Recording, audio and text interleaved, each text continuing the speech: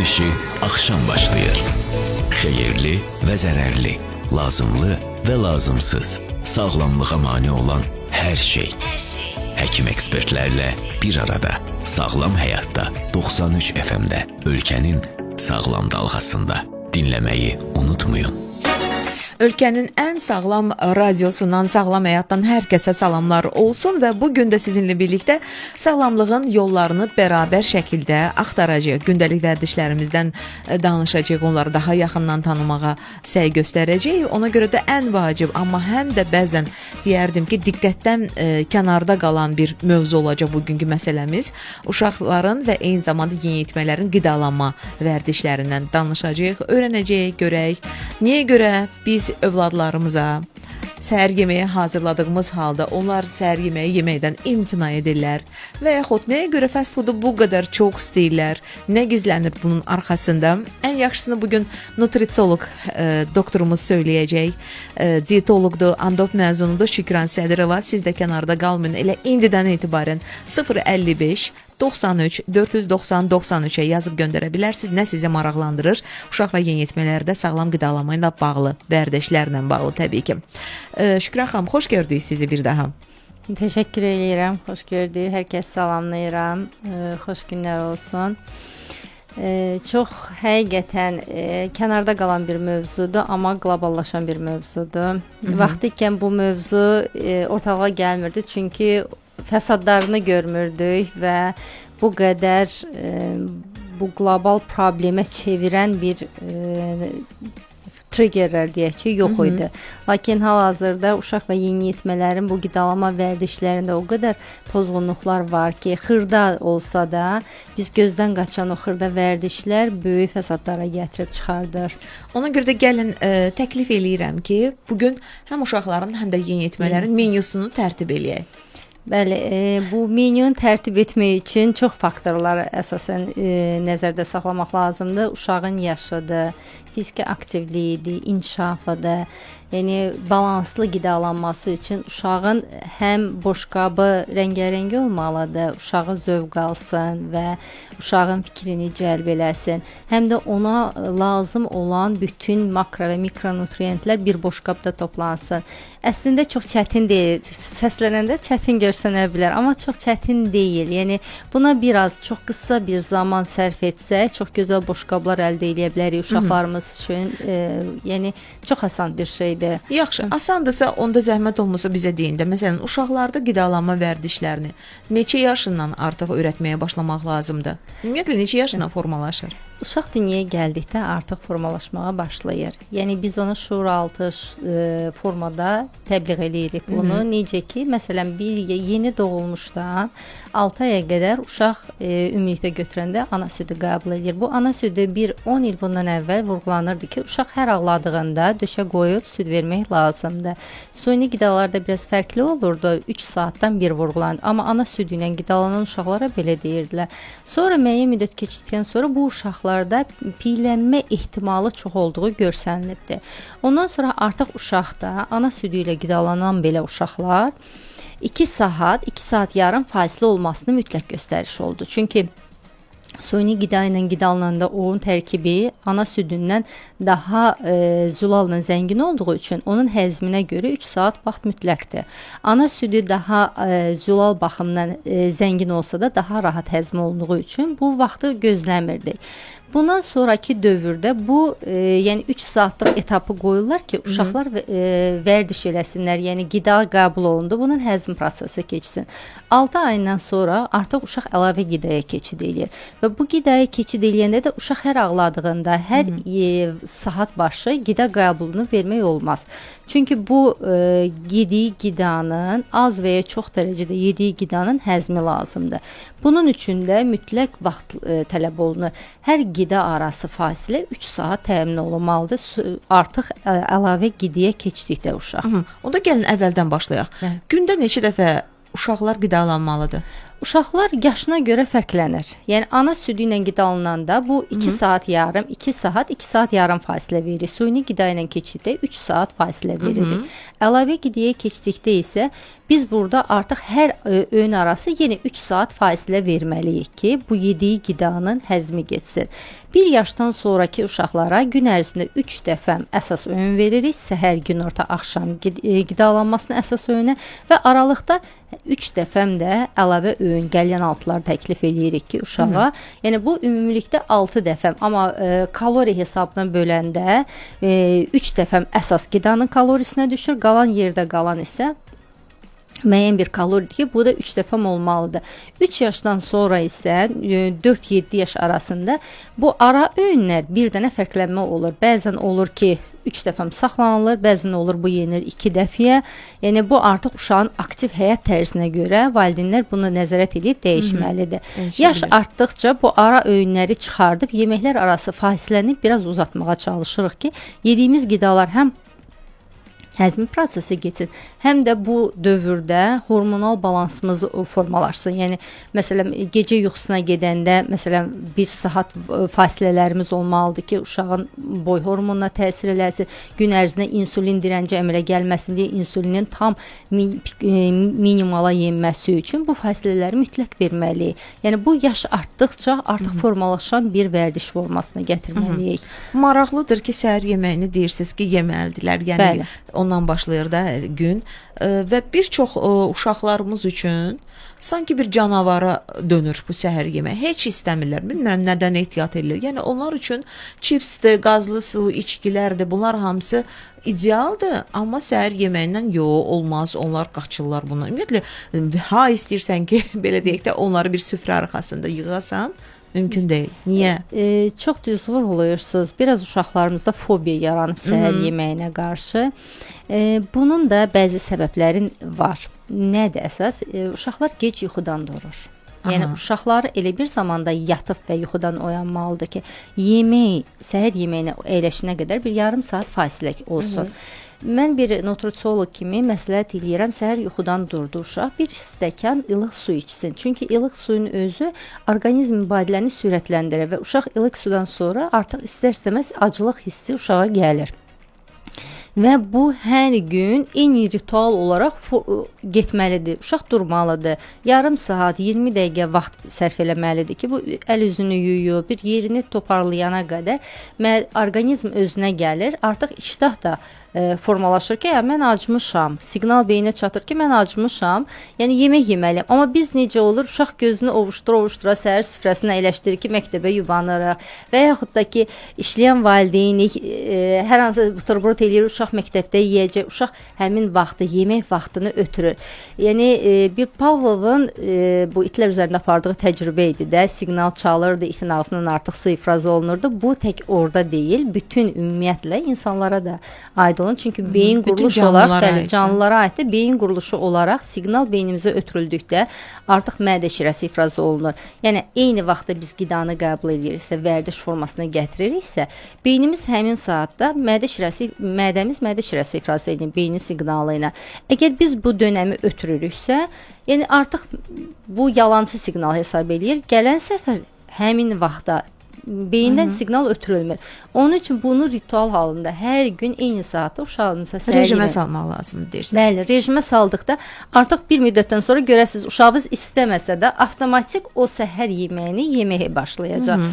Və çalışmaq lazımdır ki, səhər yeməyi hazırlayanda uşaqlara, yəni o yarım saat uşaq artıq süfrəyə gəlib çatana qədər sizin səhər yeməyiniz hazır olsun. Yəni uşağınıza ağır yeməklər də yox. Məsələn, səhər yeməyinə ən gözəli mənim üçün ideal yumurtadır. Yumurtadan yeməklər hazırlaya bilərik. Sıyıqlardır. Məsələn, burada biz Gerkulesin sıyığından çox faydalıdır. Amma bu hər gün təkrarlanmalıdırmı? Hər gün yumurta olmasa yumurta tez həzm olunan proteindir. Biraz yumurtaya qarşı cəmiyyətimizdə qorxu var da, yumurtanın tərkibində orqanizmamıza lazım olan 8 əvəz olunmayan amin turşu var ki, biz bunu mütləq almalıyıq bu proteini və 1 qram, bir dənə yumurtada 6 qrama qədər protein var. Yəni bizim əgər hesablasaq gündəlik protein hesabımızı, oradan bir dənə yumurta yeyirsə 6 qram biz artıq proteinimizi biz yumurtadan almış oluruq. Yəni bəzən qorxu yaradırlar, olmaz. Sizin əgər allergiyanız yoxdursa uşağın, hər hansısa başqa bir problemi yoxdursa yumurtaya qarşı, yumurta qəbul eləməkdə heç bir sıxıntı yoxdur. Hər gün qəbul etməyin heç bir ziyanı olmayacaq. Heç bir sıxıntısı yoxdur. Siz proteini, əti hər gün yeyirik, bir problem yaşayırıq. Yox, ət gec həzm olunan proteindir. Yumurta ona nisbətən daha tez həzm olunan proteindir və daha zəngin yağla, proteinlə zəngin olan qida mənbəyimizdir. Yəni bunu stolumuzdan uşaqlarına əksik etməməyi daha tövsiyə edirəm. Tək protein deyil tərkibində, omega 3 də var, D vitamini də var. Yəni həqiqətən əvəz olunmaz bir protein mənbəyimizdir. Bax belə, sağlam həyatdasınız dostlar və biz ümumilikdə proqramın adını elə belə adlandırmırıq da, sağlam həyat. Çünki bizə kifayət qədər dinləyicilərimiz də qulaq asırlar. Bəlkə də bu dəqiqə əllərində o qazlı içki bayaq deyirik, ola bilər və yaxud çipsidən, digər belə deyək də fast foodlardan hal-hazırda qidalanan insanlar var. Ola bilər ki, bəlkə Şükran xanım, ümid edək ki, dediyimiz bir söz bəlkə də həmin an həmin insanı vadar eləyər ki, o həmin o qidanı saxlasın, yeməsin, çünki onun ziyanını işləyə bilər. Çox ümid eləyirəm, çünki çevrəmdə də çox görürəm. Həqiqətən cavanlara çox tövsiyə eləyirəm ki, daha sağlıqlı qidalansınlar. Bu orqanizmaları bu gün üçün bir reaksiya vermir. Gələcək 5 il, 10 ildən sonra onun fəsadlarını görməyə başlayırıq. Davam edirik. Sağlam həyat. Bizimlə sağlam qalın. Bəli, sağlam həyat, bayaq da qeyd etdiyimiz kimi, təkcə idmandan, vitaminlərdən ibarət deyil. Sağlam həyat həm də bizim yemək vərdişlərimizin də belə bir növrəsidir. Ona görə də diqqətli olun. Necə ki, bəzən analar çalışırlar ki, uşaqlarının səhər yeməyi belə də ki, yerində olsun, vaxtında onlar qidalansınlar. Bayaq söylüyorsunuz, qaça-qaçla da olsa çalışırlar ki, heç olmasa bir çimdik nəsə belə deyək də qəbul etsinlər, bir dilim qəbul etsinlər yeməkdən və yaxud da çörəkdən. İndi çörəyə də gələcəyim, çünki karbohidratlar mövzusu bir çoxu nutrisioloqların yaralı yeridir. Nə qədər ümumiyyətlə qəbul etməyə lazımdır, necə məhdudlaşdıraq onu, hər halda bunlara da toxunarıq. Əziz dinləyicilərimiz, diqqətiniz bizdə olsun. Siz nə sual vermək istəyirsiniz? Bugünkü Andop məzunumuza, həkim nutrisioloqumuza, diyetoloqumuza, Şükran xanıma. Bunun üçün 055 93 490 93-ə yazıb göndərə bilərsiniz. Elə sizin üçün də sual qoymuşuq ki, uşaq və yeniyetmələrdə sağlam qidalanma vərdişləri necə formalaşdırılmalıdır? Bu haqda siz nə düşünürsünüz? Bax belə, aktiv olun, iştirak edin sorğumuzda. Mənə elə gəlir ki, elə hər birimizə vacib olan bir məqamlardır bu. Var elə valideynlər ki, Şükran xanım deyir ki, heç cür uşaqda bir iştah yarada bilmirəm. Nə hazırlayıram, rəngli formada, nə bilim yumurtanı ay formasında hazırlayıram, bir günəş formasında düzəldirəm, nəsə bir onu formaya salıram və yaxud da başqa bir ədviyyatlar ora belə deyək də əlavə eləyirəm, istiotdan və yaxud biberdən, belə pomidordan rəngli bir şey yaradıram. Yenə də bunu cəlb eləmir ki, eləmir. Necə yaradaq uşaqlarda iştahı? Belə bir sual vermək lazımdır ki, birinci uşaq başa düşməlidir, acıdır yoxsa yox. Əgər uşaq acı deyilsə, biz orada nə ediriksə eləyək, uşağın orqanizması istəmir. Biz qidanı nə üçün qəbul edirik? Orqanizmamız ac olanda bizə enerji mənbəyidir. Hər qəbul elədiyimiz qidanı enerji kimi biz görüb qəbul eləməliyik. Bizə lazım olan mikro və makronutrient kimi qəbul eləməliyik.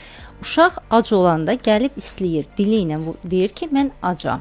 Əgər valideyn vurğulayırsa ki, mən nə edirəmsə, uşaq qəbul eləmirsə, bunun altında bəzi səbəblər yata bilər. Uşaqda, məsələn, sağlamlıq baxımından ola bilən bəzi problemlər olar ki, qurda invaziyaları ola bilər, dəmir defisiti ola bilər uşaqda. Uşaqda başqa problemlər ola bilər ki, bu uşağın iştahı aşağıdır. Yəni bunları bir yoxlatdırmaq lazımdır. Yox, əgər bunların heç biri yoxdursa, onda uşağa bir vaxt vermək lazımdır. Uşaq bir oturub öynü qidalanmalıdırsa, bu əgər bu qidadan imtina eləyirsə, səhər yeməyini misal üçün götürsə, səhər yeməyi yemək istəmirsə, artıq o uşağın ikinci səfər başqa bir alternativ qida təklif edəndə uşaqda biraz ərkə söyünlük yaranır. Mənim nazımdan onsuz da oynayırlar. Mən nə istəsəm onu eləyəcəklər. Nə vaxt istəsəm yeyəcək. Bu düzgün bir şey deyil. Uşaqlarda kökəlməyə, piylənməyə qədər gətirib çıxarda bilər və yaxud da ki, psixoloji başqa problemlərə gətirib çıxarda bilər.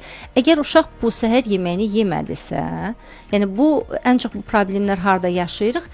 Aşağı, məktəbə qədər olan uşaqlarda, məktəb dövründə olan uşaqlarda bu o qədər, əgər düzgün formalaşıbdırsa, bu o qədər problem olmur. Yemədisə, okey, bunu biz artıq kənara qoyuruq. Uşağın gələn səfərki qida dönəm vaxtına qədər heç nə vermirik. Uşaq baxır ki, acdır. Gələn səfər uşaq artıq oturub öz yeməyini siz necə qoysanız artıq onu qəbul edəcək. Amma bu aralıqda mütləq odur ki, atışdırmalıq uşaq eləməməlidir. Eləsə də sağlam atışdırmalıq dediyimiz qəlyanaltılardan istifadə edə bilər. Yəni bu yüksək karbohidratlı, kalorili qidalardan yox, şirniyyat olsun, içkilərdir, çipslərdir, bunlar tamamilə çıxarılmalıdır. Yəni hər hansısa bir vərdişi formalaşdıranda biz tək yox, ailə olaraq kompleks formada yanaşmaq lazımdır ki, bir vərdişi formalaşdıraq. Ailəyə də gələcəm, çünki bu da sübut olunub ki, ailə ilə bərabər yeyilən, belə deyək də, yemək arxasına əyləşərkən, yeyərkən hər hansı bir qidanı uşaqlar ona elə bir ki, həvəslə yanaşırlar. Biz buna da toxunacağıq. Nəinki tək yeyilən zaman uşaqlarda iştah yaranır. Amma bir şey var ki, Şükran xanım, bütün uşaqlar makaronu sevir. Bu necə baş verir? Makaron ona görə ki, fikir verirsinizsə, makaronun uşaqlar da hər dəfə eyni növünü də sevmir. Bəziləri spagetti formasında, dəyişik formalar olanda, bəzən hətta rəngli formada olanda onları sevirlər. Çünki onlar karbohidratdır, təmiz karbohidratdır. Tam taxıllı undan hazırlanan makarona da o qədər yaxın getmirlər uşaqlar. Makaronun formalarına görə onların fikri cəlb olunur. Orada istifadə olunur, bəli, ketçupdur, mayonezdir, bu cür qidalar istifadə olunur deyə onlar onun dadı, yəni şirin, istərsəməz şirin dad bizim dilimizin ucunda olduğuna görə uşaqlar onu daha tez qəbul edir. Bir də nüans hardadır? Biz uşaq anadan olduqdan sonra ana südü və ya süni qida qəbul edirsə, köhnə tarixdə deyim-də ədəbiyyatlarda necə yazılırdı?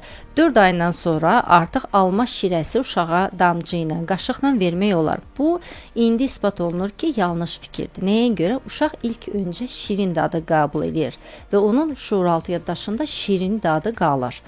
İndi vurğulanan, üstünə gedilən məqam odur ki, uşaq ilk başladıqda 6 ayında artıq brokolidir, qabaçokdur, gül kələmidir. Yəni dadı şirin olmayan təamlar, dadsız təamları dadmalıdır ki, sonra şəkərli təamlar gələndə bu təamları unutmasın. Amma biz səhvliyi orada eləyirik ki, şirinlə başlayırıq, şirin sıyıqlar veririk. Ona öyrəşdiririk. Bəli, öyrəşdiririk və uşaq istər-istəməz artıq şuuraltı karbohidratı qəbul eləyəndə də tez həzm olunur deyənə, tez parçalanır deyənə, o ketçupun tərkibində olan şirin dadı da daddığına görə bunlar o şirinə, o karbohidratın özündə də tam duzlu olmur. Onlar da cüzi bir şirniyyat hissi yaradır uşaqlar. Ona görə onlar daha həvəslidir. Makarondur, pastadır, bu formalda qidaları seçim etməyə. Bu dəqiqə brokoli desən ki, ye, heç bir uşaq yaxın gəlməyəcək. Elədir, amma o brokolini də sevdirmək lazımdır. Elə bir formada uşağa təklif sunmalıyıq ki, yəni bir qidanı bir dəfə verəndə uşağa, uşaq əlbəttə yox deyəcək. Amma müəyyən müddətdən sonra onu fərqli formalarda təklif eləyəndə uşaq istər-istəməz həvəs göstərəcək bu qidaya. Bax belə, söhbətimiz uzun olacaq, kifayət qədər vaxtımız olacaq danışmağa bu haqda. Bəli, uşaqların və yeniyetmələrin qidalanma vərdişlərindən danışırıq. Necə aşılayaq onlara düzgün qidalanma vərdişlərini? Nədən başlayır bu? Bugünkü proqramımızda bu sualların cavabı gizlənəcək Şükran xanımın əlində, dilində, nə bilim, ifadəsində. Siz də diqqətdən kənarda qalmırsınız. Sual yarandısa dərhal göndərin. WhatsApp nömrəmiz 055 93 490 93-dür. Qidalanmadan danışırıq. Özdə uşaqların və yeniyetmələrin qidalanma vərdişlərindən. Ona görə də diqqət etməli məqamlar çoxdur. Baxın, elə bir anlıq düşünsək ki, məsələn, uşaqların menyusunda ən çox nə çoxluq təşkil edir? meyvə tərəvəz, yoxsa bayaq söylədiyimiz bu fast foodlar və yaxud da ki qazlı içkilər. Biz necə yavaş-yavaş onlara bir balaca yön göstərə bilərik, istiqamət verə bilərik ki, məsələn, bu daha sənə xeyirlidir, bu daha sənin üçün faydalıdır. Necə tədricən o bayaqlara Şükran xanımın söylədiyi kimi brokolini sevdirə bilərik onlara, yavaş-yavaş onunla dostlaşsın. Necə edə bilərik? Tədricən təklif elədi ki, bunu tədricən etməyə lazımdır. Reklamlardan əvvəl Şükran xanım söylədiniz ki, ailəvi şəkildə süfrə arxasında, masa arxasında əyləşmək, qidalanmaq uşaqlarda iştah yaradır. Bəli. Bu bir sübuta yetirilmiş bir faktdır, bəli. Nəinki tək yeyən uşaqlarda çalışmaq lazımdır ki, o iştah gəlsin. Yəni çətinlik yaranır bir növ ana üçün. Bəli, biz düşünməsək də, o xırda nüansda fikir verməsək də, yəni oturduğumuz ortam, boş qabımız, yəni insanların aurası, işıqlandırma, bunların hamısı mədə şirəsinin ifrazına təsir göstərən faktordur. Əgər bir süfrədə ailə daxilində oturmuşuqsa, əsəbi, gərgin situasiyadırsa, istərsiniz uşağın iştahasında küsmə olacaq, qidalanmadan imtina eləyəcək. Amma mülayim, xoş bir ortamdadsa, yəni bu tək pis emosiya demək deyil də, xoş emosiya, hədsiz dərəcədə sevincli bir situasiya olsa belə yenə uşağın iştahı kəsiləcək. Yəni ortam mülayim bir formada olmalıdır. Xoş bir mövzu əsasında danışıq və yaxud da mövzu əsasında diskusiyada yeyilən qida uşaqda həm iştah artırır, yəni uşağın tam konsentrasiyasını yeməyə fokuslanır. Yəni bu ola bilər qida ilə bağlı hər hansı bir mövzu olsun, ümumiyyətlə ailəni maraqlandıran bir hər hansı mövzu olsun, amma gərgin bir mövzu olmamalıdır. Gərgin ortam olmamalıdır ki, uşağın iştahası tək uşaq yox, elə böyüyə də aiddir ki, onda iştah daha yaxşı olur ailə ortamında. Bu tək iştaha ilə bağlı deyil, emosional bağlılıq da bu iştahanın əmələ gəlməsinə, ailə ilə bir yerdə olanda emosional bağlılıq da artdığı üçün insan həm relaks fonunda olur. Relaks olanda da istər-istəməz bizdə hormonlarımızda balanslaşma əmələ gəlir ki, biz rahat yeyirik, daha yaxşı həzm edirik yediyimiz qidaları. Çünki istər-istəməz o stressdir, o emosiyalar da hamısı yeməyə axı yansıyır. Bəli. Bu da bir təsir göstərir. Təbii ki, yəni hətta yesələr belə o doyma hissi olmur. Çünki emosiyalar hamısı ora belə deyək, təsir göstərir. Əsəb vaxtı bizdə kortizol hormonu ifraz olunur ki, bu kortizol hormonu nədir?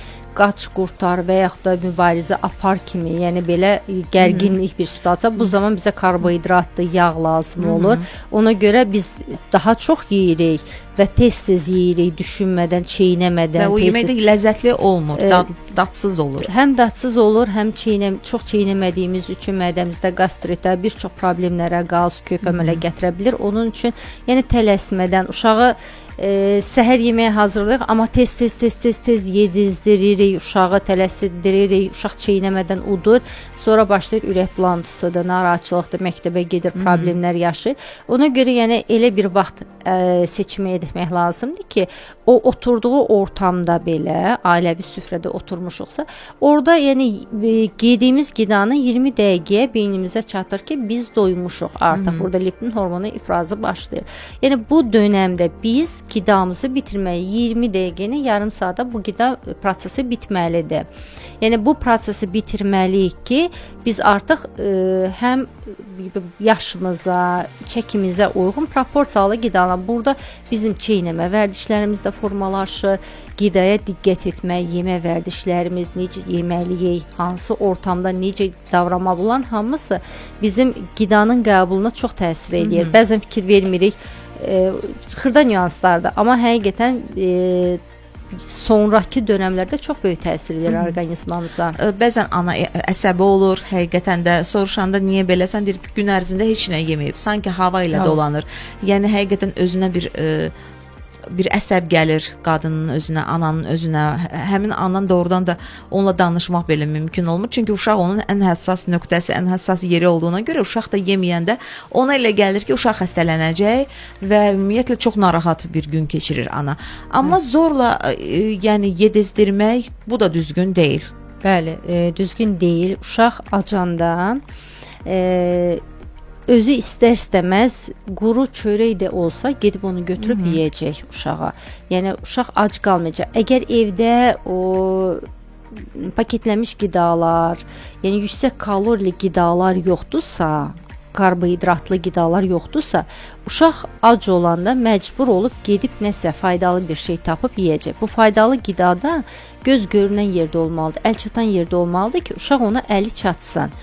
Yəni uşaq zorla yedizdirildisə, uşaq artıq burada azan sinir fəaliyyətə düşür, yəni mədədə spazm olur, həzm prosesi zəifləyir, yəni qida uzun müddət mədədə qalır, çürümə prosesi baş verir, yəni uşaqda qıcqırma prosesi baş verə bilər, reflü deyirik, yaxud da ki, qəbizliyə get-gedə gətirib çıxarda bilər və ya qaytaracaq ki, yəni bu qida uzun müddət mədəsində qalanda. Yəni bunun üçün uşaq heç bir zaman qidaya məcbur olunmamalıdır. Amma uşaq da onu bilməlidir ki, evdə qanun var. Uşağın bu vərdişi formalaşdırırsınız. Uşağın kaprizləri ola bilər. Amma bu vərdişi formalaşdırdığımız dönəmdə uşağın da sərhəddini qorumaq lazımdır. Öz sizin də disiplininizin sərhəddini qorumalısınız. Çünki uşaq istəyir uzanaraq yemək. Biz bunu verə bilmərik ki, uşağa uzanaraq qidalanma qəbul etmək və ya hər yarım saatdan bir nəsə atışdırmaq istəyir. Bunu verə bilmərik uşağa. Onun üçün öz sərhəddinizi də uşağın da sərhəddi çərçivəsində uşağa təklif buyurmalısınız. Bu vaxtı qidanı yeməlisən. Uşaq yeməkdən imtina eləyirsə, bunu götürürük, artıq gələn səfərki qida öğününə saxlayırıq. Yəni bu məcbur edildikdə bu qida ona həzm getməyəcək. Uşaqda psixoloji bunun özü artıq uşaq dönəmində, yəni körpəlikdə məcbur olunanda, böyüyəndə qida davranışı pozuntuları deyilən problemlərə gətirib çıxarır ki, bu psixoloji problemlərdir. Ya anoreksiyalar olur, bulimiyalar olur, qida davranışı pozuntuları olur. Yəni bu prosesə təkan verə bilirik. Ona görə uşağa təklif eləyirsiniz, öz variantlarınızı verirsiniz. Uşaq seçim eləyir, ya qidalanmır, ya da ki qidalanır bu seçim çərçivə daxilində.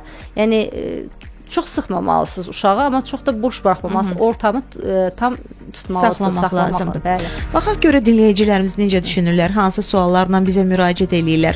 055 93 490 93-ə yazıb göndərə bilərsiniz. Suallarımızı bugün həkim nutrisioloq, dietoloq, eyni zamanda Andop məzunu Şükran Sədirova cavablandırır.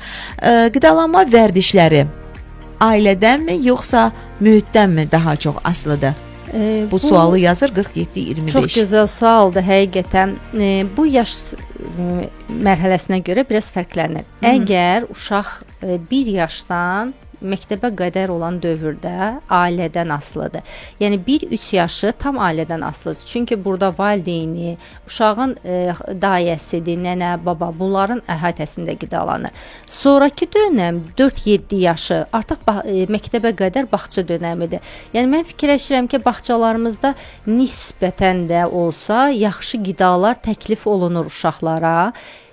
Burada uşaqların yəni tam balanslı formada qidalanması təmin olunur.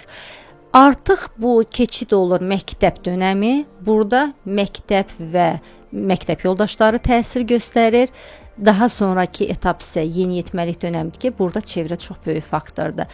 Yəni həm uşaqların bu məktəbə yuxarı siniflərdə hazırlıqlardır, daha çox oxumaqdır, vaxtları olmur ki, sağlam qidalansın və dostlarının, çevrəsinin gördüyü qidaların təsirinə daha tez düşə bilir. Yəni ona görə də biz hər zaman vurğuluruq ki, yeni doğulmuşdan 2 yaşa qədər uşağın inkişafı üçün çox önəmli vaxtdır. Bu 100 gün hesab edilir də, yəni 1000 gün. Bu çox önəmli vaxtdır. Daha sonra artıq bu olan adaptasiya dönəmidir və sonra artıq burada uşaq düzgün qidalanırsa, gələcəkdə nə qədər də çeviri ona təsir eləsə də, cüzi də olsa o uşaqlıqdan vərdiş elədiyi formaları cüzi də olsa saxlayır.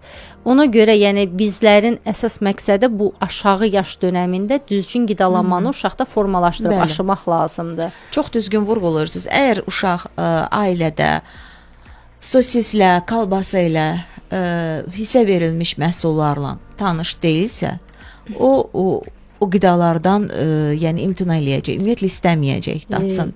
Mən də bir sual verim sizə. Ən çox da uşaqlar onu istəyir bu dəqiqə. Uşaqlara kim daddırır bu qidaları? Biz, valideynlər daddırır. Kim alır onu ərzaqları, bəli, qoyur soyuducuya. Çox da əgər doğru. Uşaq, mən ümumiyyətlə bunun əksinə tərəfdarı deyirəm ki, uşaqla marketə gediləsi deyil. uşaq marketə getməməlidir. 1 yaşa qədər ki, siz ona artıq izah eləyəsiniz ki, nə faydalıdır, nə faydasızdır. Əgər uşaqla marketə gedirsinizsə, yəni biz böyük insanlarıq, marketdə rəngarəng paketlər bizim fikrimizi cəlb eləyirsə, uşağın bu fikrini necə cəlb etdiyini Bu özünüz düşün. marketinq sirləridir əlbəttə. Bəli. Yəni ona görə biz uşağı aparıb marketə, yox bu olmaz, bu sağlıqlısızdır deyə bir şey eləyə bilmərik. Əgər uşağı istəyirsinizsə sağlıqlı qidalansın, bazarlar var. Bazarda paketlənmiş qidalar olmur. Bazara aparıb meyvə tərəvəz seçə bilərsiniz. Faydalı qidaları bazardan seçə bilərsiniz uşaqla. Əgər istəyirsinizsə.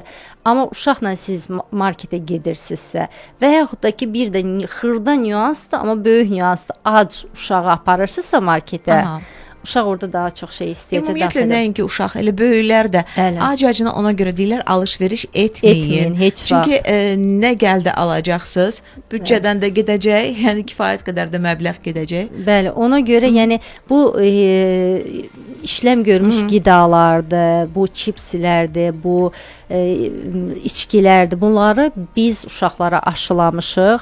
Şokoladdır, uşaq ağlayanda ağlama sənə bir şokolad verim, ağlama sənə bir konfet verim. Bu formada biz bu uşaqları bu cür gətirmişik.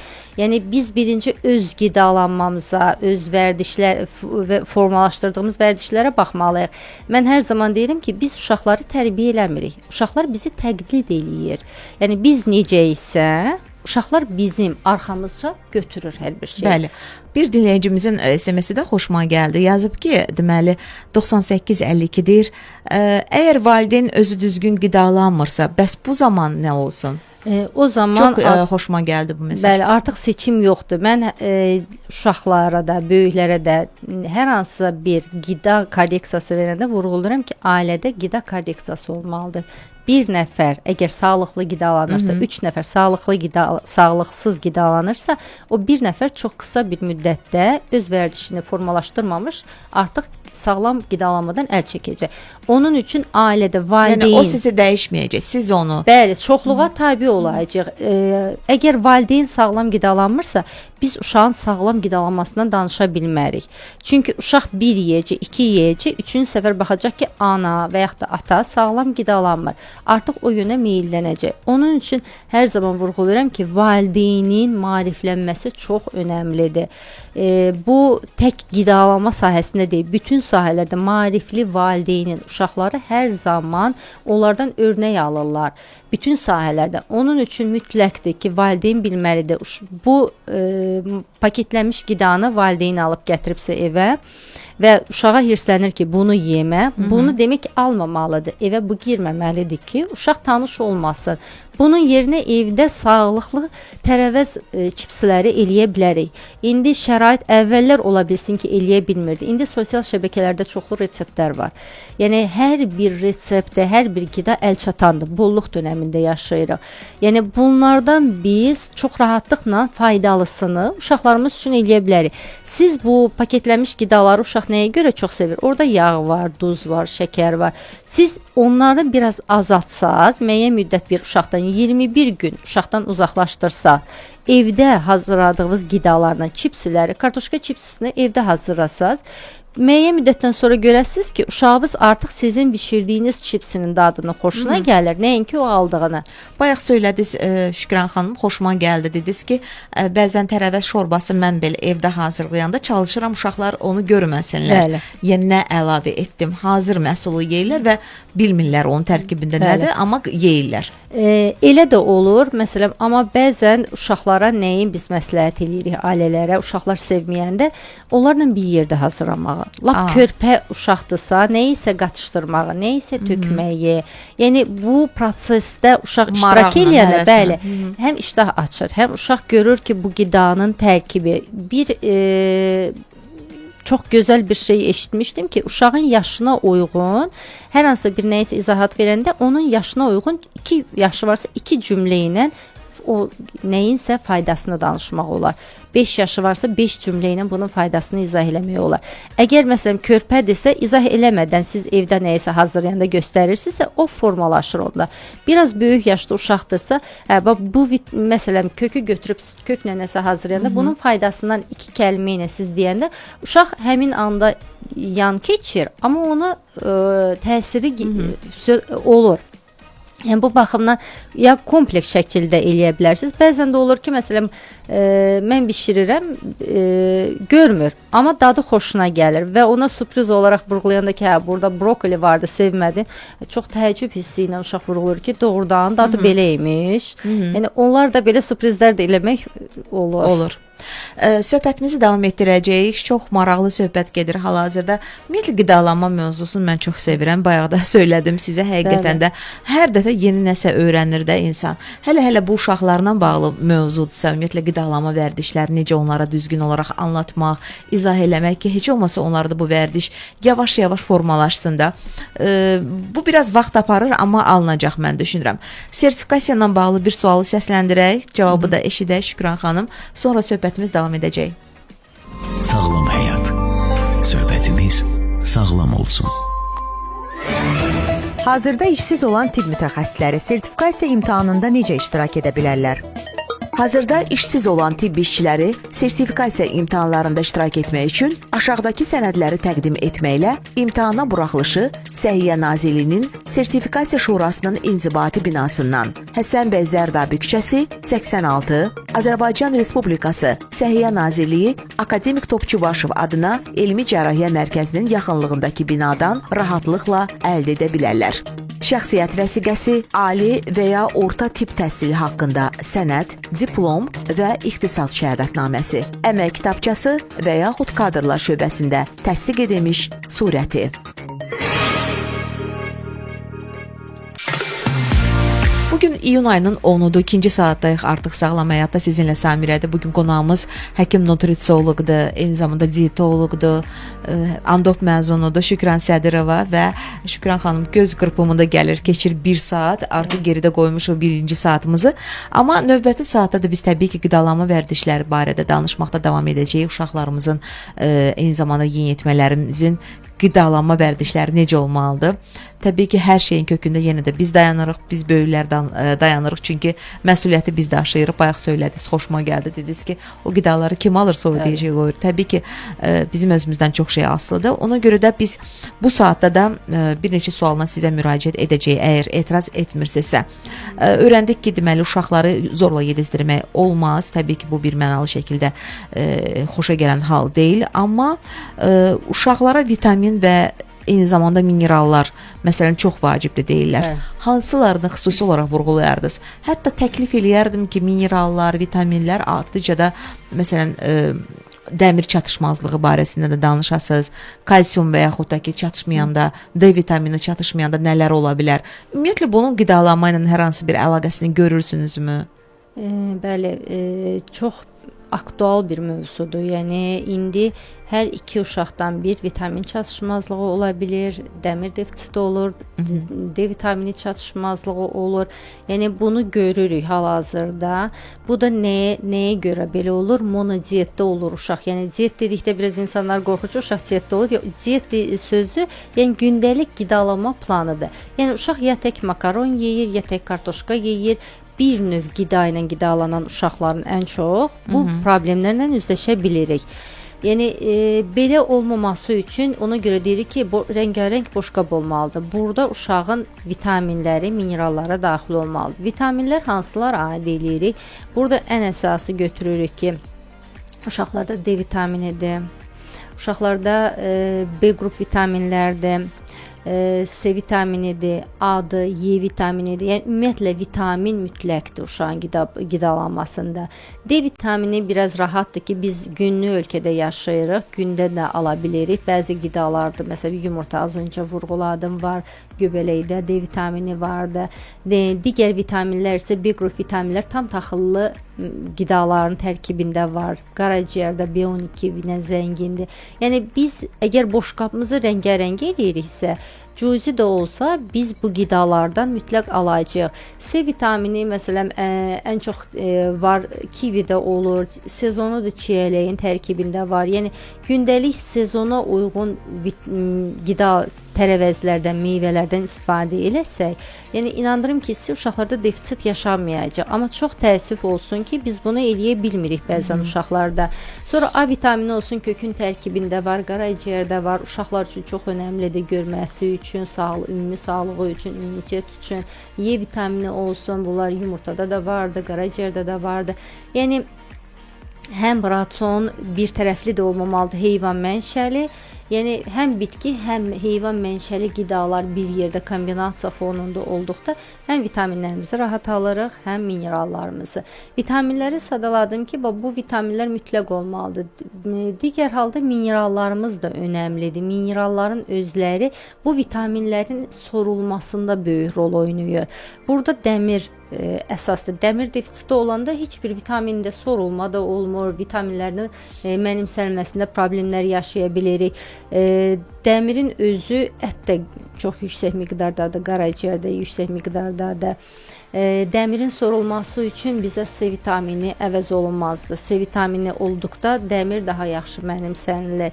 Yəni kombinasiya eləmək lazımdır. Digər bir halda kalsi, D vitamini olmayanda, əksikliyi olanda kalsinin bağırsaqlardan sorulmasında problem yaşayırıq. Ona görə məsələn biz verəndə məsələn sıyıq veririksə, bir gün sıyıq veririk, bir gün yumurta menyunu belə tərtib eləməliyik ki, həm D vitamini uşaq alsın, həm kalsisini ala bilsin. Məsələn, tvorog kəsmik veririksə, süd məhsulları veririksə, burada kalsi ilə zəngindir və yaxud küncüt veririksə, yəni bunun yanında məsələn çalışmalıyıq D vitaminini bir qida qəbul eləsin uşaq. Digər bir halda sinkdir. Sink özünüz bilirsiniz ki, hüceyrələrin bölünməsi üçün önəmli faktordur.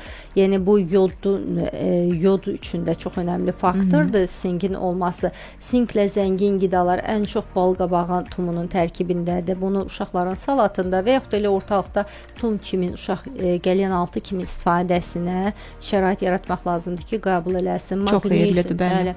Maqnezium sümüklərdə əzələ sistemimizin formalaşdırılmasında, sinir ötürücülüyün formalaşmasında da çox önəmli rolu var və bunun da bir çox qidalarda, tam taxıllarda da var.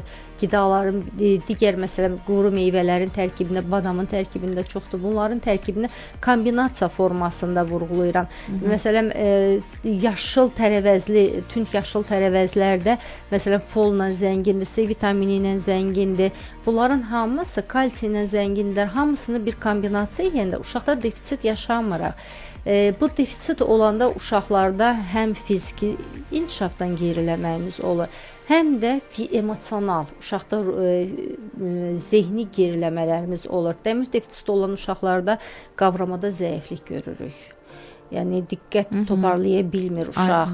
A vitamini çatışmazlıqda uşaq görmədə problemlər yaşaya bilər. C vitamini, yəni hərəsinin öz yeri var. Bəli, və hər bir vitamin çatışmayanda mütləq şəkildə o hər hansı bir orqanda özünü göstərir. Bəli.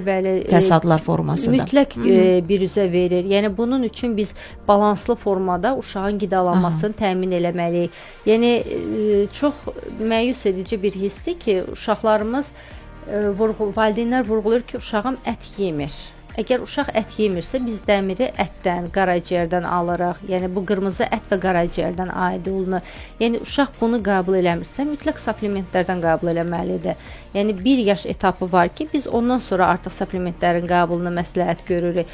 Amma bu dönəmdə uşaq niyə ət yemədiyini bir sorğulasaq, gəlib yenə valideyndə dayanırıq. Ya valideyn ət xoşlamır, ətin iyi xoşuna gəlmir və yaxud da vermə tərzi xoşuna gəlmir. Uşağa böyük küftə eləyibdir, kiçik küftə eləyə bilər. Uşaqda hər hansısa bir mənfi, negativ bir hadisənin assosiasiya olur.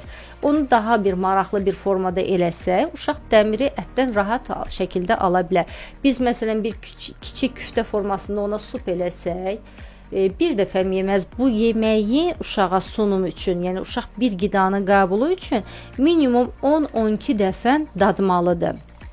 Bir dəfə yeyib onu hər hansısa bir o negativ bir hadisəni assosiasiya elədikdə onu təkrarən verməlisiniz ki, zorla yox.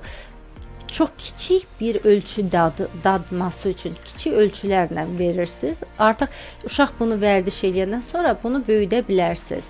Yəni vitamini də bu formada alır. Yəni uşaq vitamini makarondan, kartuşkadan almayacaq. Uşağın boşqabında makaron uşaqların sevdiyi qidadır. Bunun yanında kiçik ətlə, toyuq olsun, balıq olsun, nəsə qoysaz, maraqlı bir formaya salsaz, tərəvəzlər böyründə qoysaz, inanıram ki, uşaq bir dənə, 2 dənə makaron yeyəndən sonra bir dənə əlini tərəvəzə atacaq. Amma tək tərəvəzi qoysaz, uşaq heç vaxt o makaronu qoysaz, tərəvəzə heç vaxt öyrəşmədiyi üçün əl atmayacaq. Kombinasiya eləsiz bu formada az, çox, yavaş-yavaş o vərdişlər formalaşır, səbir tələb eləyir valideynlərdən. Yəni onu formalaşdırmaq olur və vitaminləri də bu formada qəbul edəcəklər uşaqlar. Şükran xanım, bu menyuda karbohidrat harda dayanır? Xüsusən də çörəyi nəzərdə tuturam. Tamamilə çıxarılmalıdırmı, yoxsa? Yox, karbohidrat ümumiyyətlə, mən böyüklərə də vurğuluram, tam çıxarılmamalıdır. Əgər sizin glutenə həssaslığınız yoxdursa, çölyak xəstəliyiniz olsun və gluten problemi yaşamırsınızsa, biz bilirik ki, karbohidrat bizə lazımdır. Burada biz sadə karbohidrat yox, mürəkkəb karbohidratdan söhbət edirik. Yəni bu nədir? Meyvə tərəvəzlərdir, tam taxıllı undur, qida məhsulları götürə bilərik. Yəni bunların tərkibində bizim orqanizmamıza lazım olan çox önəmli karbohidratlar var. Hansılar ki, bunlar bizim bağırsaqlarımızın mikroflorasının qida mənbələridir, liflər. Bunlar bağırsaqlarımıza gedərək bağırsaqlarımızdakı probiotiklərin, yəni yediyimiz liflər prebiotiklərdir. Bağırsaqlarımızın probiotiklərinin qida mənbələridir. Əgər biz bunu almırıqsa, bu karbohidratları, təsəvvür edin ki, bağırsağımızda mikroblar var, amma onlara qida biz göndərmirik. Sizcə bu bağırsaqda olan mikroflora normal işləyə biləcəkmi? Xeyr. Ona görə biz bunu tam kəsmirik. Lifli, mürəkkəb karbohidrat mütləq süfrəmizdə olmalıdır. Harvardın boşqabı deyilən bir boşqab var ki, burada qidalanma 65% karbohidrat düşür. Karbohidrat hansı? Mürəkkəb karbohidrat. Bol tərəvəzlər, meyvələr. Bunun hardasa 15-20% proteinin faizinə düşür, yerdə qalan faiz isə yağın faizinə düşür. Yağı biz bəzən deyəndə hər kəs fikirləşir ki, elə zeytun yağı olsun və ya kərə yağı olsun, qaşıqla istifadə edirik. Xeyr, biz burada çərəzlərdir, tumlardır, yəni bunların tərkibi doymamış yağ turşularında zəngindir. Uşaqlara biz uşaqlıqdan öyrətsək ki, səhər yeməyi yeyiriksə, məsəl üçün götürsək, sıyıq yeyiriksə, sıyığın üzərində bir dənə qoz qoya biləriksə, hər hansısa bir, məsələn, daha çox, məsələn, ədviyyatlardan darçın əlavə edirlər. Bəli, darçın çox gözəl qaraciyərin dostudur, qan dövranını yaxşılaşdırır. Məsələn, xolesterini miqdarını aşağı salır. Darçının da biraz fərqli növləri vardı orada. Bunu qoya bilsək uşağın boşqabına və yaxud da ki, küncüt, kalsiyinin ən zəngin olan qidadır. Bəli, küncüt tökə bilsək uşağın boşqabında, siya toxumu həm proteinlə zəngindir, həm yağla zəngindir. Biraz cüzi bir kərə yağı töksək, yəni bu kaşa, yəni bişirəndə, sıyıq bişirəndə biz fikir verməliyik ki, hansı sıyığı bişiririk. Məsələn, biz məsləhət eləmirik ağ düyü, sadə karbohidrat, ağ düyüdən sıyıq. Biz məsləhət eləyərəm, məsələn, mən özüm məsləhət eləyirəm afsiyanka, bu Herkules, onun sıyığı, o da 20 dəqiqəlik bir yulaf deməkdir. Çox üzr istəyirəm, yulafın sıyığı. Məsələn, bu tam taxıllıdır, o mürəkkəb karbohidratdır, o bağırsaqlarımızın birbaşa dostudur. Yəni bu uşaqların həm inkişafında çox önəmli yer daşıyır. Tərkibində orqanizmamıza lazım olan 8 amin turşundan, əvəz olmayan amin turşusunun 6-sı onun tərkibində var. Yəni bu cür gözəl, dəyərli qidanı biz uşağa sevdirməyə qoyduğumuz halda qalır kənarda. Biz paketləmiş qidaları evə salırıq ki, uşaq bunlar daha çox sevsin. Yəni bu cür biz uşaqları qidalandırsaq, inanıram ki, uşaq paketlənmiş, marketdən gələn qidanı görməsə, zamanla bu qidaları sevməsə də vərdiş halına gətirib qidalanmağa başlayacaq. Siz bayaq söylədiniz, cəlbedici bir hala gətirmək lazımdır o qidanı, yeməyi vizual olaraq. Bax belə. Belə bir neçə dəqiqəlik dinləyicilərimizdən ayrılacağıq, amma söhbətimiz davam edəcək. Yeməklə daha nəyin əlaqəsi var? Məsələn, yuxu birbaşa olaraq əlaqəlidir. Sadəcə biraz toxunduğunu, amma mən istəyirəm ki, biraz ona yer ayıraq və qidalanma vərdişlərimizə bir də nə mane olur? Bildiyim qədərilə uşaqlar, elə böyüklər də, Şükran xanım, daha çox yeməyi ekran qarşısında yeyirik. Bunun özü necə təsir göstərir? Mən bilirəm ki, biraz bu barədə danışmaq lazım gələcək sizə. Söhbətimizi də kəsməmək şərti ilə daha bir musiqini dinləyirik. Ardıcı reklamlar sonra dayanmadan danışacağıq. Bəli, biz qidalanma vərdişlərindən danışırıq. Uşaqlarda və yeniyetmələrdə maraqlıdır məncə də, hər birimizə maraqlı da gəlməlidir. Necə aşılayırsınız uşaqlarınıza bu vərdişləri?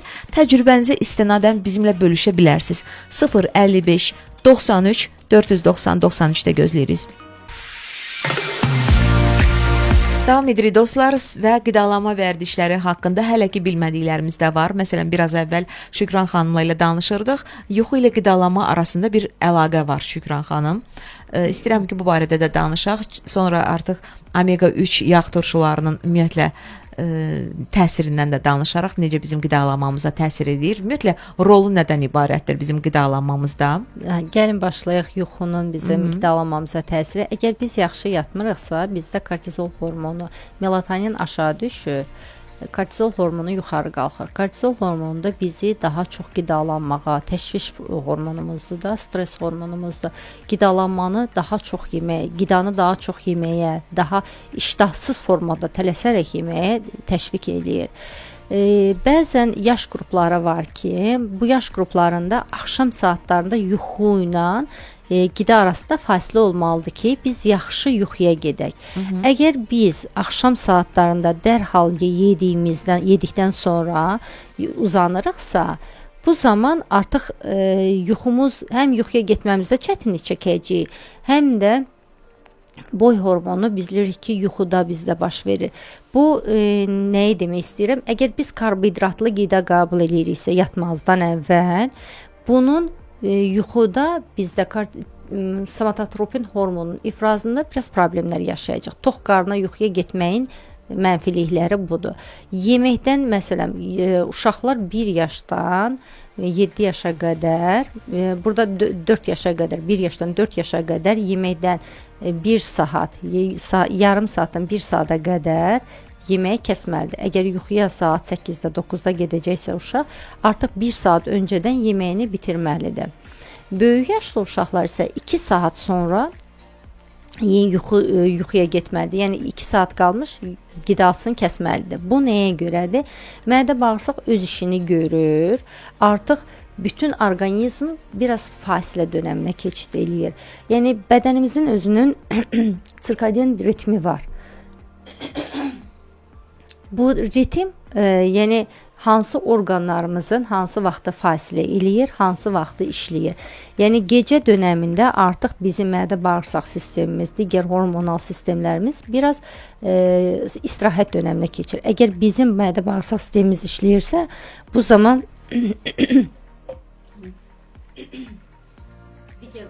digər orqanlarımızın, hormonların ifrazı zəifləyir.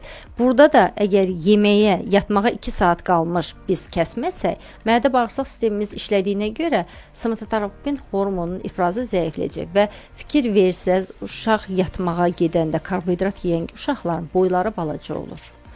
Köklüyə meyilli olan uşaqlar olur. Çünki bu o hormonun, boy hormonunun ifrazına mənfi təsir edir və bu boy hormonu da yuxuda olur. Əgər karbohidrat uşaq yeyib yuxuya gedirsə, yuxuya getmə çətinləşəcək. Melatonin hormonunun ifrazı da azalacaq. Uşaq narahat olacaq, yuxuda oyanacaq. Çünki karbohidratdan biz enerji alırıq, daha tez parçalanan enerji. Yaxşı yatmayacaq. Bəli, yaxşı yatmayacaq, oyaq olacaq. Səhər kortizol hormonunu artıqlığı ilə, ifrazının artıqlığı ilə oyanacaq. Uşaq konsentrasiya formalaşdıra bilmir. Dərsdə konsentrasiyası dağınığı olur. Uşaq dərsə oturub oxuya bilmir. Aqressiyalar uşaqlarda olur. Bunların hamısı yuxuya getməyə qalanda karbohidrat tükətdir. Daha çox məsləhət edirik ki, axşamlar yaxşı yuxu yatmaq üçün uşaqlarda protein tərkibli, yüngül həzm olunan proteinlər. Burada məsələn kəsməyi götürə bilərik. Uşaqlarda qatıq istifadə edə bilərik, kefir istifadə edə bilərik, balıq ətidir, toyuq ətidir. Yəni bu cür qidalardan biz istifadə eləyirik ki, uşaq lifli qidalardan məsələn istifadə edirik ki, uşaq yuxuya gedəndə sırf sadə karbohidrat olmasın. Və bu zaman uşaq çox yaxşı yuxuya da gedir, boy hormonuna da təsir göstərir, melatonin ifrazına da çox yaxşı təsir göstərir ki, uşaq rahat yuxuya gedə bilir. O ki qaldı omega 3 yağ turşusuna. Bəli, uşaqlar üçün ümumiyyətlə insan orqanizması üçün doymamış yağ turşuları çox önəmlidir. Burada da öz böyük bir hissəsini omega 3 yağ turşusuna düşür. Orqanizmamızda omega 6 yağ turşusu ifraz olunur, omega 9 yağ turşusu ifraz olunur, amma 3 ifraz olunmur. Biz bunu kənardan almalı oluruq. Omega 3 yağ turşusunun özü birbaşa bizim sinir sistemimizdə hüceyrələrinin miyelin qatını əmələ gətirir. Yəni sinir ötürücülüyünə qədər təsir göstərir. Uşaq əgər dağınıq fikirdədirsə, uşaq konsentrasiyasını toparlaya bilmirsə, omega 3 həblərini verəndə belə onda böyük dəyişikliyi biz hiss eləyirik. Və bunun üçün omega 3-ü heç vaxt yaddan çıxartmamalıyıq. İlk etapda uşaq ana südü vasitəsilə əgər alırsa, ana südü o etapda ana südündən alır.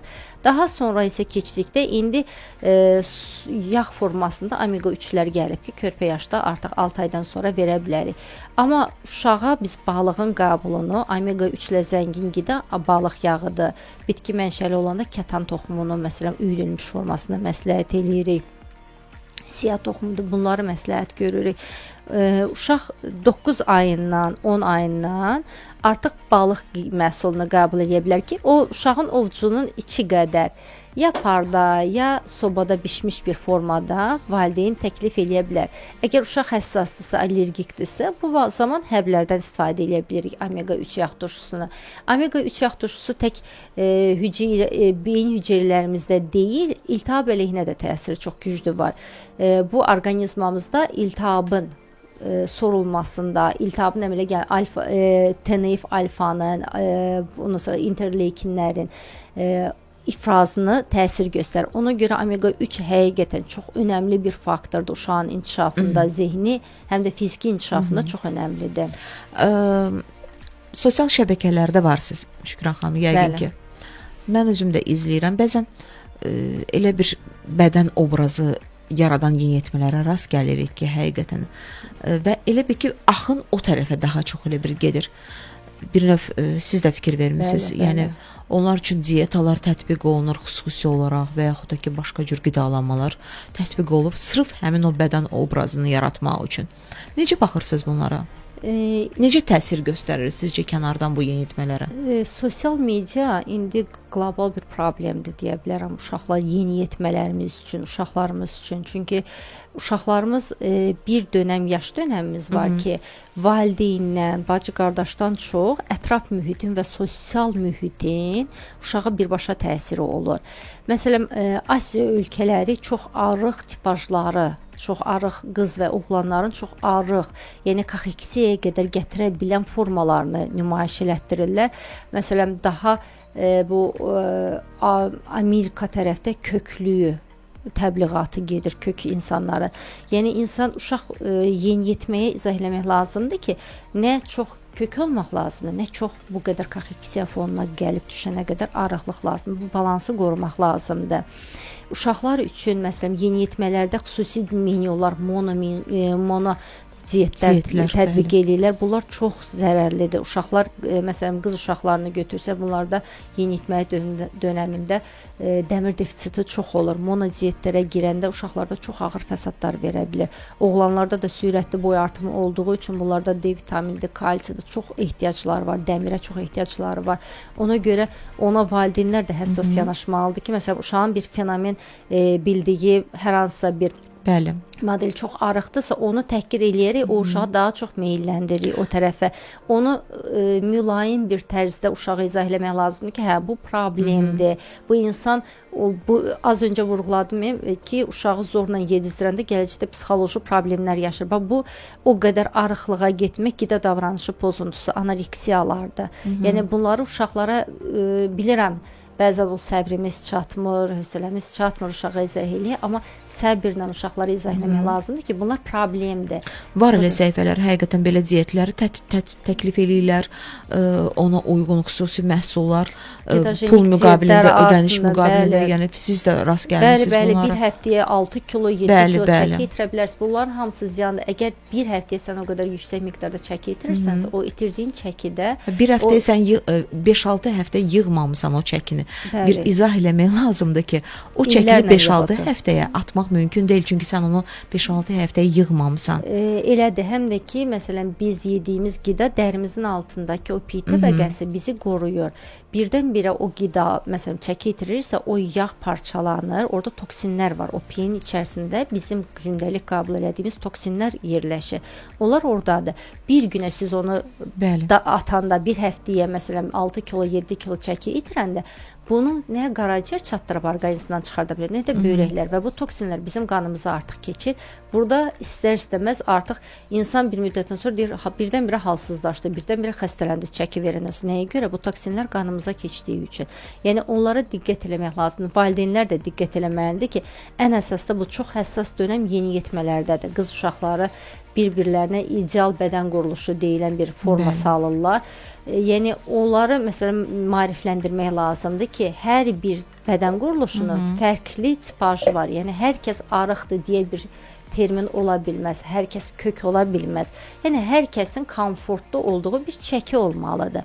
Əgər mən arığamsa, mən bu çəkidə özümü komfortlu hiss edirəm. Amma siz məsələn o piylənmək yox, orta çəkidə insansızsa, siz burada özünüzü komfortlu hiss edirsiniz. Yəni siz qidanın qəbulundan imtina etməyinə və yaxud da ki, qida qəbul edirsiniz, saatlarla zalda məşq eləməklə bu qidanı çıxartmanın özü də psixoloji problemlərdir. Onu yeniyetmələrə həssas bir formada izah eləmək mütləq lazımdır. Davam etdirəcəyik. Sadəcə indi sertifikasiya ilə bağlı daha bir sual cavabı eşidəlməliyik. Dinləyicilərimiz və həkimlərimiz və mənə maraqlı da gəlir. Görəsən indiki sual nə ilə bağlı olacaq? Sertifikasiya ilə bağlı. Ümumiyyətlə siz keçmişdiniz, səhv etmirəmsə keçən. Hal-hazırda kursdayam. Aha, hələ keçməmisiniz. O zaman maraqlı gələr yəqin ki, görək hansı sual və cavablar səslənəcək hal-hazırda. Diqqətiniz bizdə olsun. Sağlam həyat. Söhbətimiz sağlam olsun. Mən poliklinikada çalışıram. Hazırda hamiləyəm. Mən sertifikasiya imtahanında iştirak etməliyəm. Azərbaycan Respublikası Nazirlər Kabinetinin 2010-cu il 8 iyun tarixli 108 nömrəli qərarı ilə təsdiq edilmiş praktik tibb və ya əczaçılıq fəaliyyəti ilə məşğul olan şəxslərin, işçilərin sertifikasiya qaydasının 1.3-cü bəndinə əsasən hamilə qadınlar uşağının 3 yaşınadək sosial məzuniyyətdə olan və həmin məzuniyyət bitdikdən sonra 1 ildən az müddətdə müvafiq vəzifədə, peşədə çalışan qadınlar, uşağını tək başına böyüdən kişilər sertifikasiyaya cəlb edilmirlər. Sağlam olmaq bizdən başlayır. Və bir neçə sualımız da var bugünkü doktorumuza. Şükran xanım, gəldik çatdıq proqramımızın sonuna. Amma bu ekran qarşısında bu yemək vərdişimizi biz necə azalda bilərik? Necə uzaqlaşa bilərik bundan və təbii ki, ən əsas da uşaqlarımızı bundan necə uzaqlaşdıra bilərik? Bəli, qlobal problemdən danışırsınız. Mən problemləri sona saxladım hamısını. Çox məyus hissi ilə vurğulaya bilərəm ki, valideynlər də artıq yönlənib ki, uşaq sakit otursun, tərpənməsin. Mən rahat uşağı yedirdim deyənə ekrandır. Bu mavi ekran dediyimiz televizor olsun, planşet olsun, telefon olsun, qoyurlar uşağın qabağına və uşağı yedirdilər. Burada uşağın doyuma hissi olmur. Uşaqda gələcəkdə piylənmə, qida davranışı pozuntuları əmələ gəlməsi çox böyük ehtimaldır. Ümumiyyətlə 2 yaşa qədər olan uşaqların mavi ekran görməməlidir. 2 yaşdan sonra olan uşaqlarda yarım saatlı gün ərzində, daha sonra artdıqca maksimum 2 saata qədər uşaqlarda və yeniyetmələrdə 2 saatdır ekran vaxtı. Çox təəssüf olsun ki, indi asudə, ekrandan asudə vaxtımız bəlkə də uşaqların 2 saatdır. Bu çox böyük, həqiqətən fəsaddır. Amerikalı qadın fizikaçı elmi araşdırma aparır və görür ki, gün ərzində 2 saatdan artıq ekran qarşısında əyləşən uşaqlarda beyində miyelin qatında yeyilmələr başlayır. Yəni bu da artıq Alzheimer xəstəliyinə, epilepsiyalara, zıddara gətirib çıxarda bilər. Yəni ona görə o dönə-dönə vurğulayır ki, uşaqlara mavi ekran şüalarını uzaqlaşdırmaq lazımdır. Hələ bunu biz yeməklə bir yerdə assosiasiya eləyəndə çox böyük fəlakətlər olur. Uşaqda doyma hormonunun ifrazı pozulur. Yəni uşaq bilmir ki, bu doydu, yeməkdən əl çəksin. Uşağın konsentrasiyası yeməkdə olmur. Uşağa nə versəz, həmin dönəmdə uşağın bütün fikri mavi ekrandadır. Uşaq qəbul eləyir.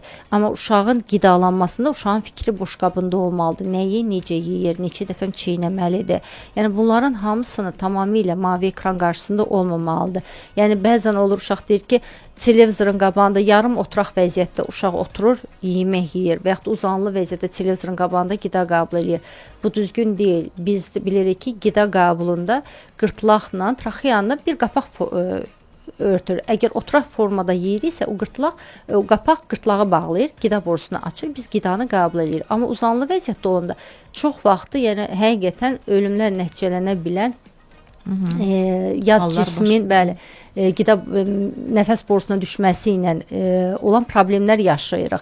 Yəni bunların qarşısını almaq üçün oturaq formada, yəni bizim ağzımızdan qida qəbul olunanda qida borusuna, sonra mədəyə. Bu düz formada olmalıdır ki, biz bunu normal qəbul edə bilək. Hətta suyu belə, mayeni belə ayaq üstə içmək olmaz. Bəli, amma uzanıb yeyənlər də olur. Yəni bunlar böyük problemdir. Sırf mavi ekranın uşağa təsir elədiyi bir fondur. Çox təəssüf hissidir, amma ümid edirəm ki, valideynlər də çox biraz da olsa qarşısını almağa çalışar ki, mavi ekran qarşısında yemək atışdırmalıqları belə eləmək qəti qadağandır. Çünki sadə karbohidrata üstünlük verilir, yağlı, duzlu, şəkərli içkilərə, ümumiyyətlə qidalara üstünlük verilir.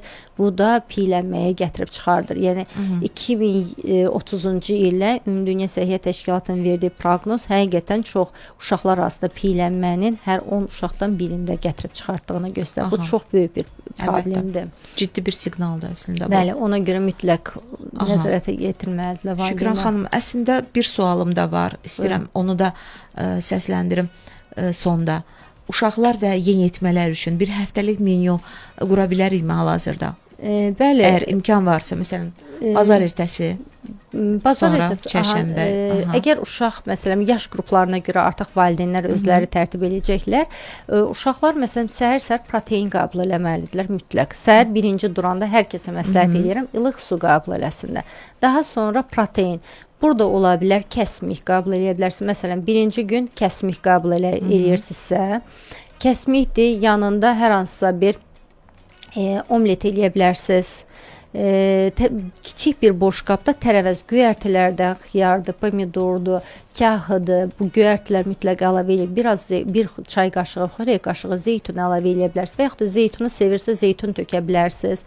Aralıqda, atışdırmalıqda, yəni ev üsulunda hazırladığınız çipslər ola bilər. Ev üsulunda hazırladığınız tərəvəz çubuqları ilə humus, noxud bizim proteindir. Humus hazırlaya bilərsiniz, onlarla qəbul eləyə bilər. Və yaxud da ki, şirin sevən uşaqdırsa, çərəz topları hazırlayıb verə bilərsiniz. Nahara bir boşqab sup, istədiyiniz şorba hazırlaya bilərsiniz. Amma əgər uşaqda çəki artıqlığı varsa, ilk öncə uşaq salatdan başlasa çox gözəl olar. Böyük yaşıllıqları bol olan bir salat eləyə bilərsiniz, zeytun yağı ilə, limonla. Yanında şorbanı yeyə bilər və mütləq protein uşağın çəkisinə görə 1.2, 1.8 qrama qədər hər kiloqram çəkiyə protein düşməlidir ki, bu protein bilirsiniz ki, bizim tikinti materialımızdır və uşaq inkişaf edən orqanizm olduğu üçün ona mütləq lazımdır. Proteini mütləq yanında olmalıdır. Burada ola bilər ətdir, toyuqdur, balıqdır, sobada və ya parda bişirilmiş formada uşağın zövqünə uyğun ola bilər. Əgər uşaq yanında nəsə istəyirsə, burada tam taxıllı makaron olsun və yaxud da ki, qəhvəyə düyü biraz populyar deyil bizim ölkədə. Biz daha çox ağ düyüyə üstünlük veririk. Ola bilər ağ düyü, amma burada məsələn mərci paxlalıdır. Mərci istifadə edə bilərik ki, daha protein baxımından zəngin bir qidadır, həm də liflə zəngindir. Yəni bir sayda karbohidrat, bir də liflə zəngin olan qidanı qatışdırıb istifadə edə bilərik. Yəni bu cür formada həm bitki mənşəli proteini, həm heyvan mənşəli proteini, həm doymuş yağ və doymamış yağ tərəvəzlərimizi bol eləməliyik ki, liflə zəngindir. Lif nəyə görə bizə lazımdır? Mədə bağırsaq bəli. Şəkəri biz sadə karbohidrat yeyəndə sadə karbohidrat tez sorulur, qana tez keçir və qanda qlikoza miqdarını artırır. Amma lif zəif sorulmanın biraz qarşısını aldığı üçün onun o qəfil sıçramaların qarşısını alır və bu bizdə çox faydalıdır. Yəni o stres yaşamasın, uşaqda qəfil baş ağrıları olmasın deyənə bu cür kombinasiyalara mütləq üstünlük versinlər. Təşəkkür edirəm. Çox sağ olun. Bol informasiya üçün, maraqlı söhbət üçün. Həqiqətən çox bizə lazımlı informasiyalar verdiniz, məlumatları verdiniz. Ümid edək ki, sağlam həyat verilişində indi bizə qulaq asan dinləyicilərimiz şam yeməyinin vaxtıdır da indi və daha diqqətli olacaqlar. Yeməklərinə diqqət etsinlər, sağlam qalsınlar. Həmişə deyirik, evimizin süfrəsi nə qədər rənglidirsə, o qədər də uşaqlarımızın çalışaq ki, həyatı da bir o qədər rəngarəng olsun. Bəli, bu mövzu çox genişdir, çox danışmaq. Həqiqətən 2 saat yetmir. İnanıram ki, ən azından kiminsə bugünkü süfrəsində nəyəsə dəyişiklik eləməyə nail olduq. Çox sevinirəm. Çox sağ olun. Təşəkkür edirəm. Həkim nutrisioloq gəlmişdi bu gün Sağlam Həyata. Dietoloq, həm də Andop məzunu Şükran Sədırova. Özünüzdən müğayət olun. Sabah eyni saatda eşidilərik. Hələlik. Sağlam həyat. Bizimlə sağlam qalın.